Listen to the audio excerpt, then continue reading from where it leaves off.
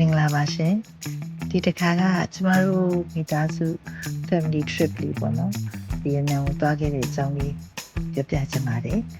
ဒီတစ်ခါ family trip လေးကမိသားစုတော့မဆုံးပါဘူးကျမရဲ့မျိုးသားရဲ့ကျမရဲ့သားရဲ့ကခြံခဲ့တယ်ပေါ့နော်သူတို့နှစ်ယောက်မလိုက်ဘူးကျမနဲ့ကျမသမီးရဲ့မျိုးသားရဲ့ညီမတွေနဲ့အတူတူခရီးထွက်ခဲ့တာပါမျိုးသားညီမတွေဆိုပေမဲ့ညီမတွေလိုချစ်ကြတာပေါ့လို့ခရီးသွားတာအဆင်ပြေတယ်ကျမကနေနည်းနည်းမူတတ်တယ်ပြီးတော့စိတ်နည်းနည်းပူတတ်တော့သမီးကစိတ်ကြောင်စိတ်လွယ်ဖြစ်အောင်လို့ဓာတ်ပုံတွေရိုက်ပြီးအာရုံတွဲပြီးတယ်ဒီစထွက်တော့ရာသီဥတုကတော်တော်သားရပြီးတော့တင်ကင်းစင်နေဒီရလည်းငြိမ်းနေတာပဲမကြိုက်မှပဲဒီမင်းလေးတွေကလေးစားသမီးကျွေးပါလေသမီးဖြူပူနေလေးရဲ့စစ်သားကုန်းပေါက်ပြီးရဲ့ဆောချောကျော်ပြီးတော့အာလူဆော့ဆန်ထားတဲ့အာလူမီတီလေးရဲ့ကိတ်ပုတ်ကလေးရဲ့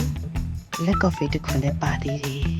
သမီးစားပြီးချိန်မှာတော့ခဏလေးနားပြီးတော့မိမ့်မယ်ပေါ့နော်ဘာလို့လဲဆိုတော့ဒီမတက်ခင်ကစိတ်ပြီးတော့ဒါမှမင်းတစ်ချက်တောင်းလာခဲ့တယ်ဒီရောရောက်တော့လေတခါမူးမလားမသိဘူးဆိုပြီးတော့ကျွန်မမင်းကျန်တဲ့တစ်ချက်ကိုထပ်တောင်းလိုက်တယ်။ဒါပဲဒီကြီးတော့နည်းနည်းဖြစ်သွားပြီးတော့ကနူလာတော့ဒီကြီးကနည်းနည်းလေးပုံမှန်နေပြီးအပြင်မှာတင်ကြီးတွေကနည်းနည်းလေးပေါ့နော်ဟိုနေလဲတောင်းနေတဲ့တင်နေလဲရှိနေတဲ့ခါကျတော့ဟိုဘယ်လိုပြောမှမသိဘူးတော်တော်လေးကိုရှုပ်ခင်းကြီးကလှနေတာပြတာတင်နေညာရဲ့တိတ်ပင်လေးကြီးပေါ်တော့တိတ်ပင်လေးကြီးဒီဘောကနေနေရတယ်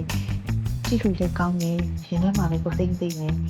တမီးဦးဒီတဲ့ခံစားရတယ်ဘာလဲတပုံကြီးထားတာတမီးကတပုံကြီးလေးချိန်ပြီးတယ်တမီးဦးလည်းအများမကြောက်လို့သူရှိနေလို့ကိုကဘာပဲပြောအားရရှိမလေးတို့မိသားစုကလည်းလေရင်စီးတွေ့ကြုံနေဆုံးကို view ဆိုင်ကြတယ်လူမျိုးလေးကညနေကြောက်တာပေါ့ဒီနေ့ရေးစီကို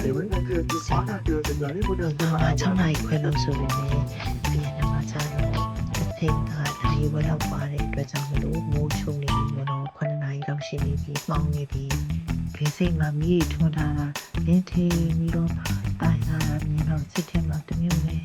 ဘာပဲဖြစ်ဖြစ်လေးခီးစစ်တစ်ခုတော့ပြီးခဲ့ပြီပေါ့နော်တနန်းဒီစိတ်မှာတော့ဗီယက်နမ်က tourist guide အဖွဲ့ကလာကြတယ်ပြီးတော့ဟိုတယ်ကိုလက်ပို့ပြီးတော့ဒီညအတွက်တော့ညစာကိုဟိုတယ်မှာပဲစီစဉ်လိုက်တယ်။လက်စောစောချမှာဗနာဟေးကိုသွားကြဖို့စီစဉ်ပြီးတော့ဒီနေ့ညတော့ခက်စောစောလေးပဲဗနာယူလိုက်ကြပါတယ်။